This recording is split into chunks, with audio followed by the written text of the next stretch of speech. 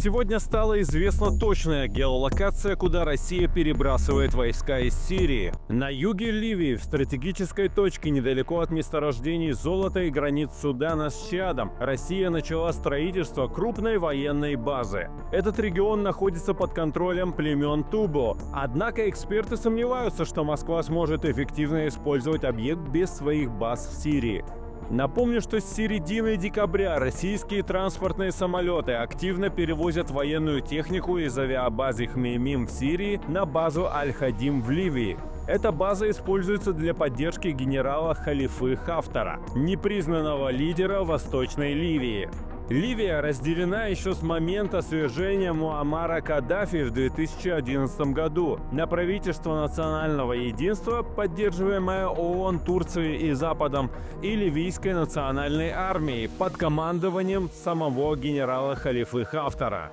В это же время в сирийском порту Тартус продолжается эвакуация российской военной техники и оружия в Ливию. На территории базы на данный момент находятся российские наемники так называемого Африканского корпуса, который находится под контролем Министерства обороны Российской Федерации. Сегодня в порт Тартус должны прибыть российские десантные корабли «Ван Горен» и «Александр Атраховский», а также сухогруз «Спарта». На борту одного из кораблей находится начальник штаба 121-й бригады капитан первого ранга Юрий Давитян. 8 января ожидается прибытие еще двух судов «Спарта-2» и танкера «Иван Скобелев».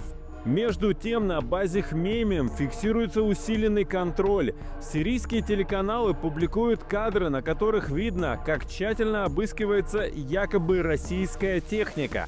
В то же время единственная российская подводная лодка в Средиземном море Новороссийск покинула порт Тартус и направилась через Гибралтар в Атлантику.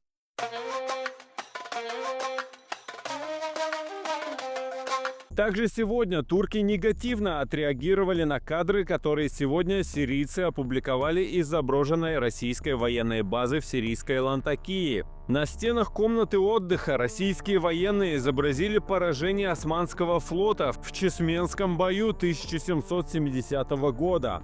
Европа активизировала дипломатические усилия. Министры иностранных дел Германии и Франции прибыли в Дамаск для переговоров с новой сирийской администрацией. Глава МИД Германии Анналена Бербок призвала Россию вывести войска из Сирии, подчеркнув необходимость ослабления ее влияния в регионе.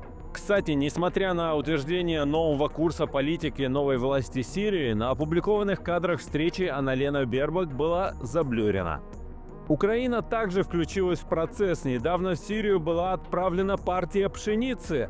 Президент Владимир Зеленский заявил о намерении восстановить дипломатические отношения с новой властью в Дамаске. Действия России в Ливии и Сирии указывают на попытки сохранить влияние в регионе. Однако новые сирийские власти пока не предпринимают конкретных шагов по поддержке российских интересов.